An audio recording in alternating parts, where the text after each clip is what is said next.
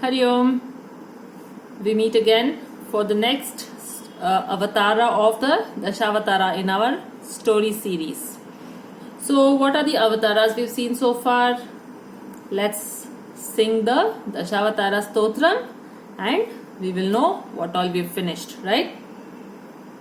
Shall we start? नामस्मरणादन्योपायं नहि पश्यामो भवतरणे राम हरे कृष्ण हरे तव नाम वदामि सदा हरे वेदोद्धार विचारमते सोमकदानव संहरणे मीनाकार शरीर नमो हरिभक्तं ते परिपालय माम् मन्थानाचलधारण हेतो देवासुर परिपालन भोः कूर्माकार शरीर नमो हरिभक्तं ते परिपालय माम् भूचोरकहर पुण्यदमूर्ते क्रोढोद्धृत भूतेश हरे क्रोढाकार शरीर नमो हरिभक्तं ते परिपालय माम् हेमकशिपुतनुधारण हेतो प्रह्लादासुरपालन भोः नरसिंहाच्युत रूप नमो हरिभक्तं ते परिपालय माम् बलिमदभञ्जन विततमते पादद्वयकृत लोककृते पटुवटुवेश मनोज्ञ नमो हरिभक्तं ते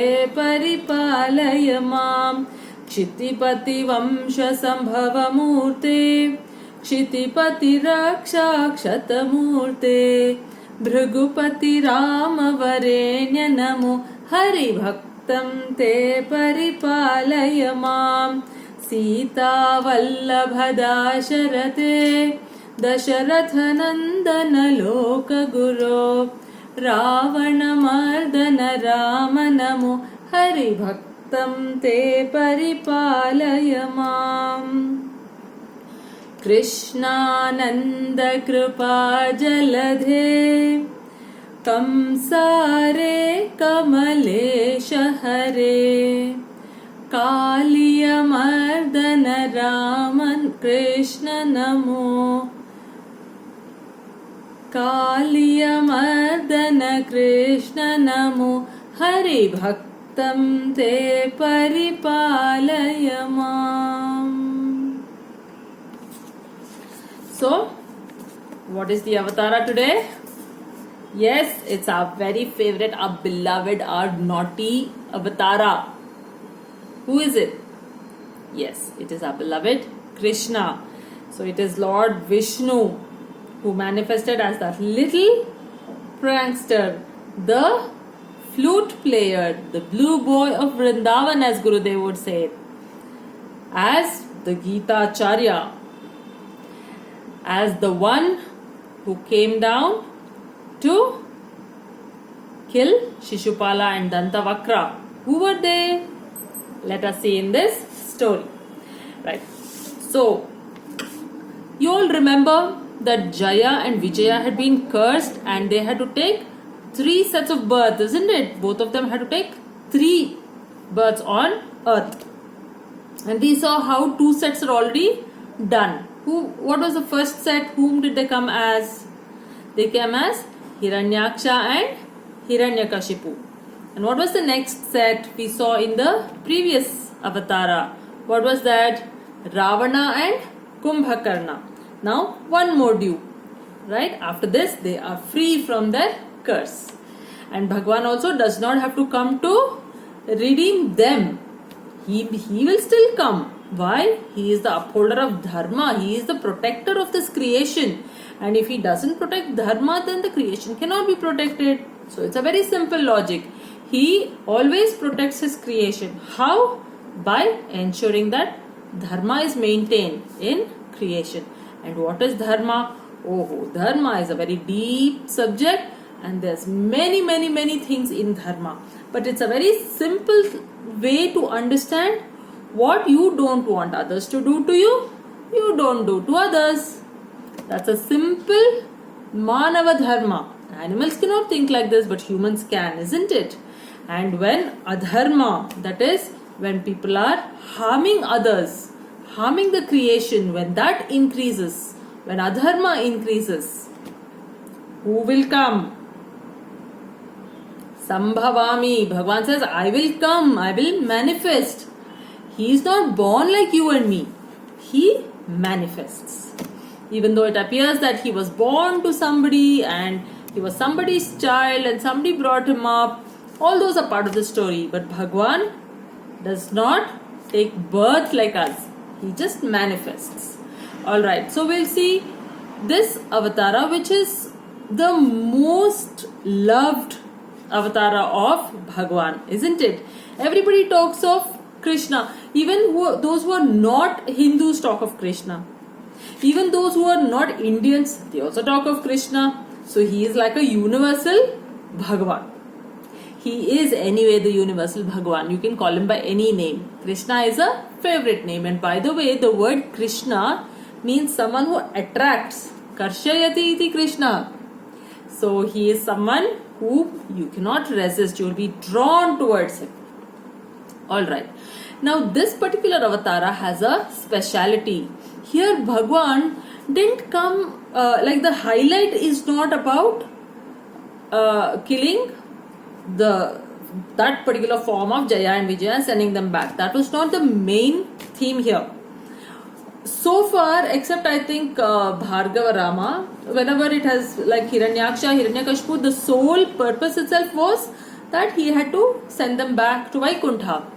But here, the purpose was much more, because by the time of this avatara, it was already Dwapara Yuga. You remember the 4 yugas? What were the 4 yugas? Satya Yuga, Treta Yuga, Dwapara Yuga, and what is going on now is Kali Yuga. Now in Satya Yuga, Dharma was quite well established. People did not deviate from Dharma that much. And in Treta Yuga, it got little more diluted. Dharma got diluted. So there were more number of people who didn't stick to Dharma. And so Bhagavan came in short avataras and managed it.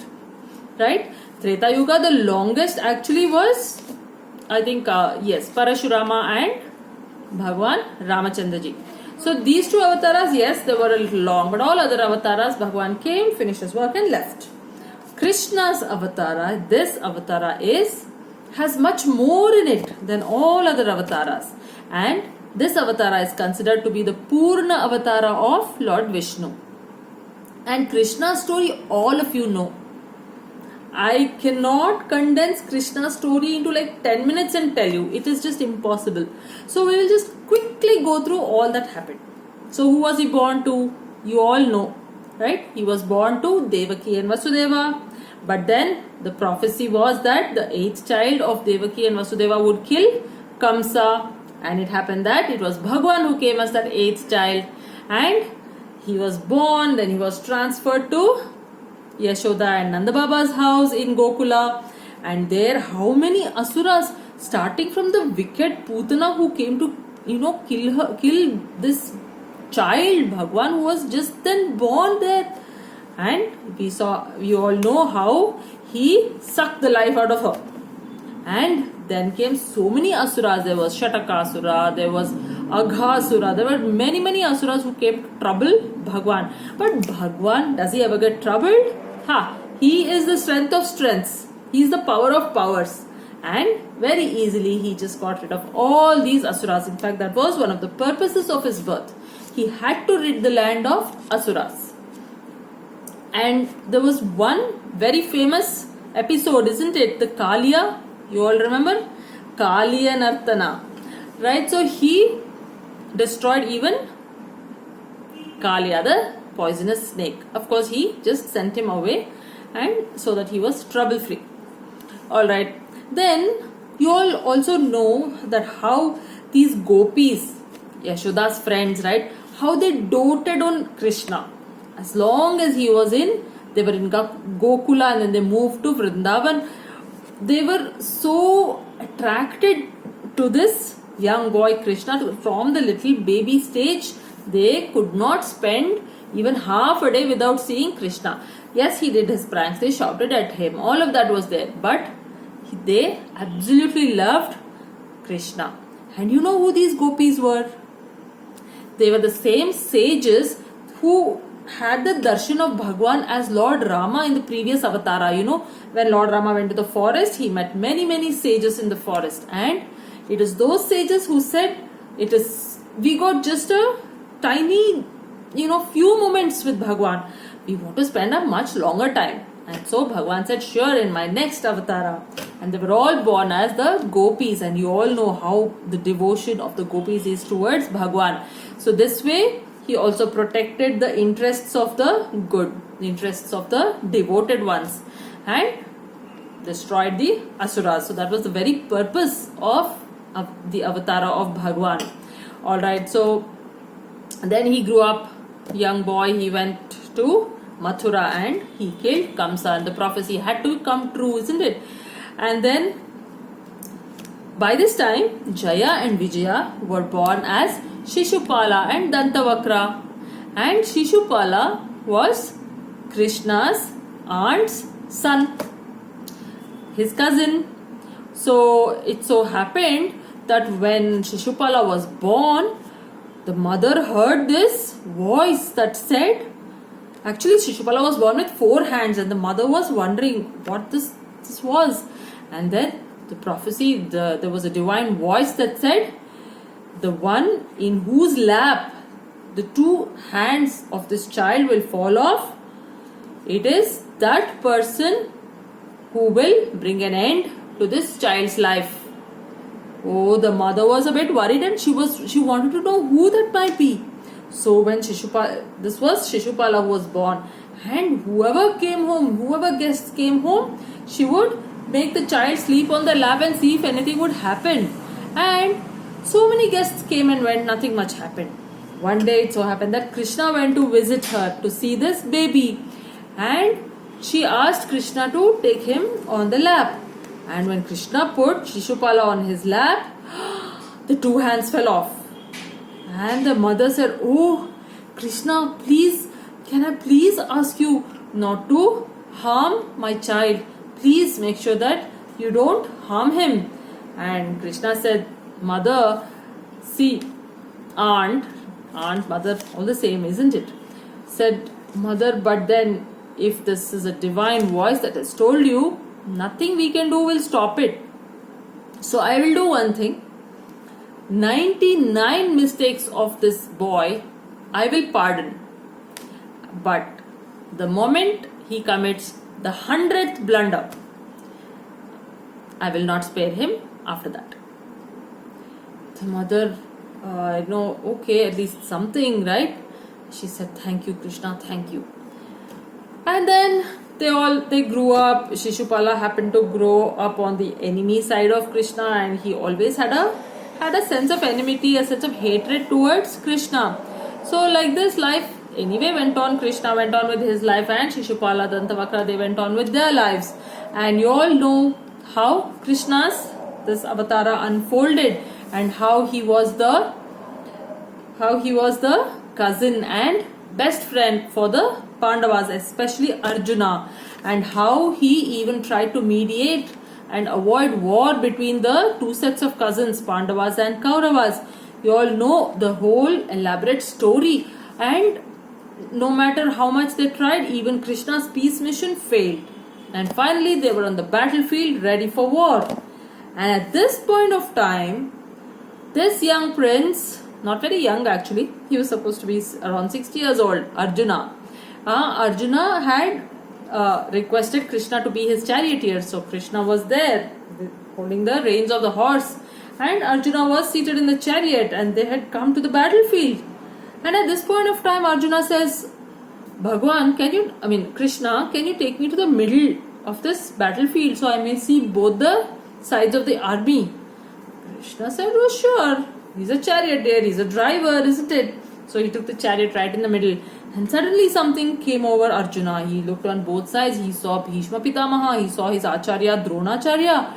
And he saw his cousins whom until then he had hated. And suddenly he felt, oh, all these are my people.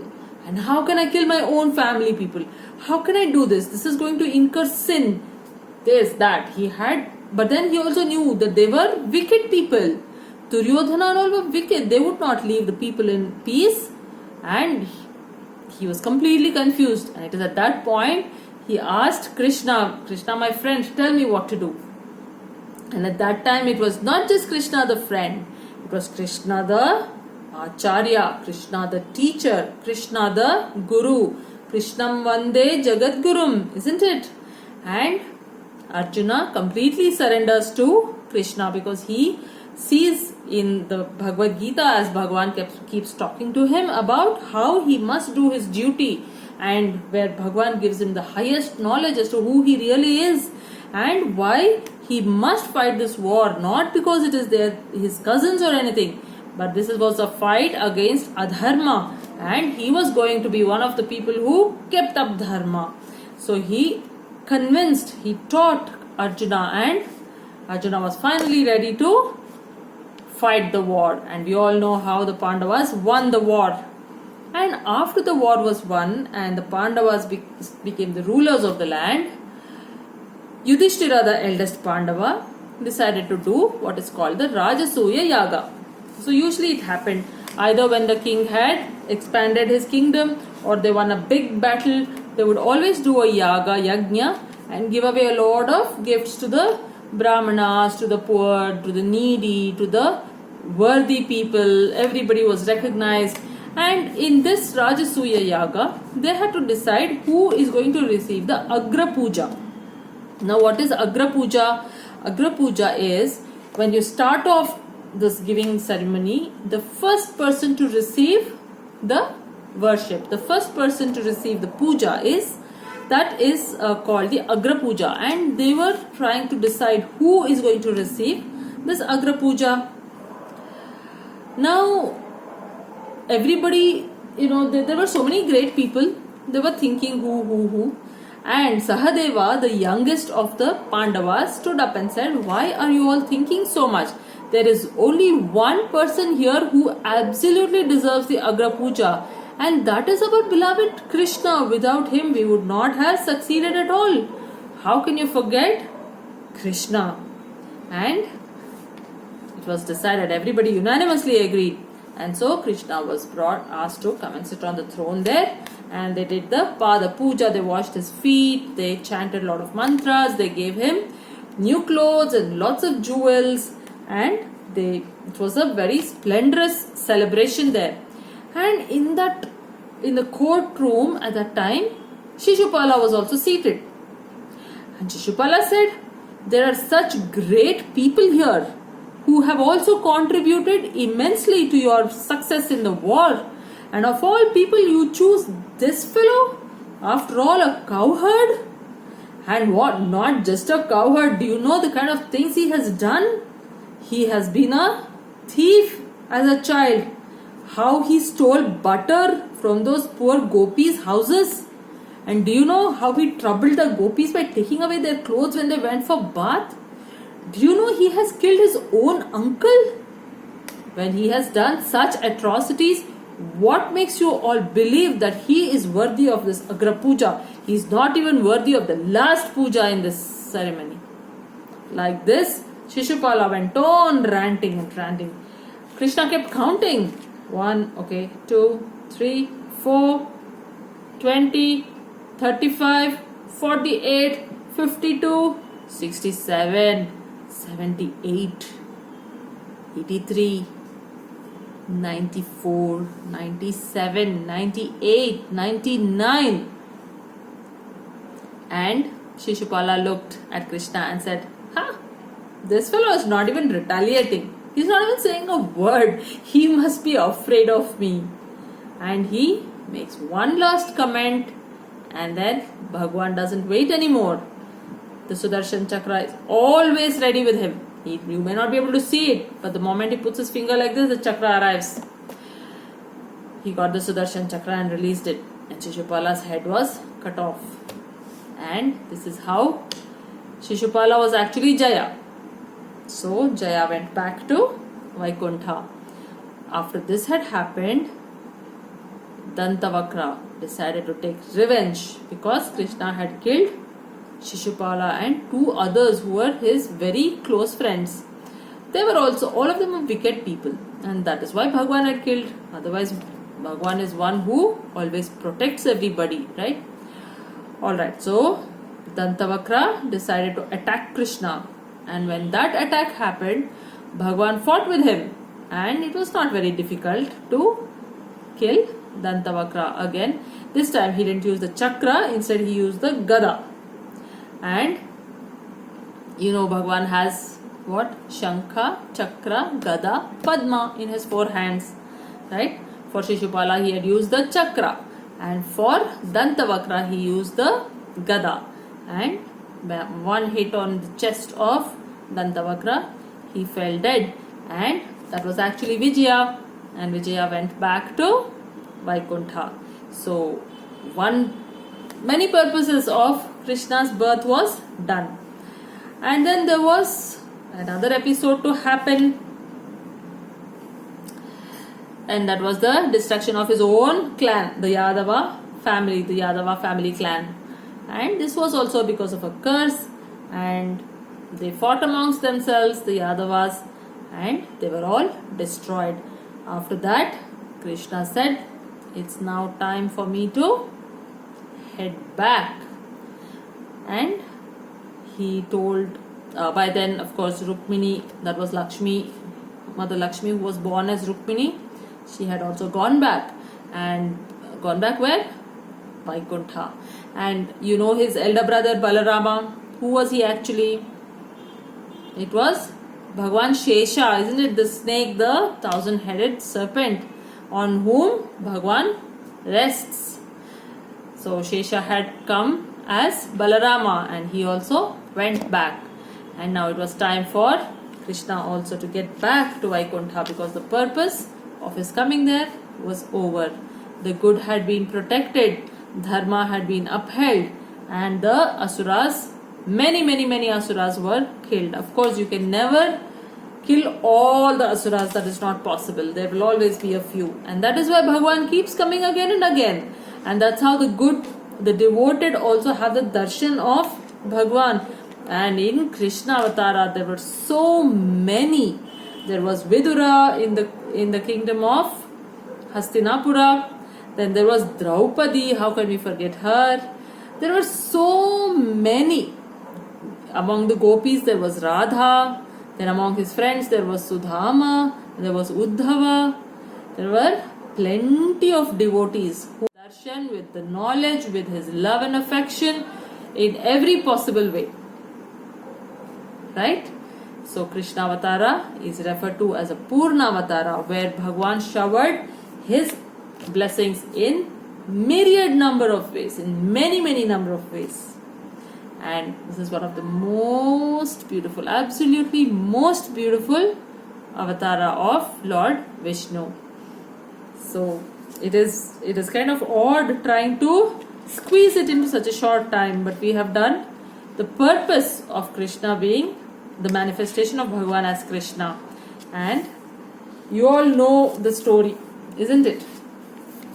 This story has so many leelas where Bhagwan does all sorts of magic tricks also.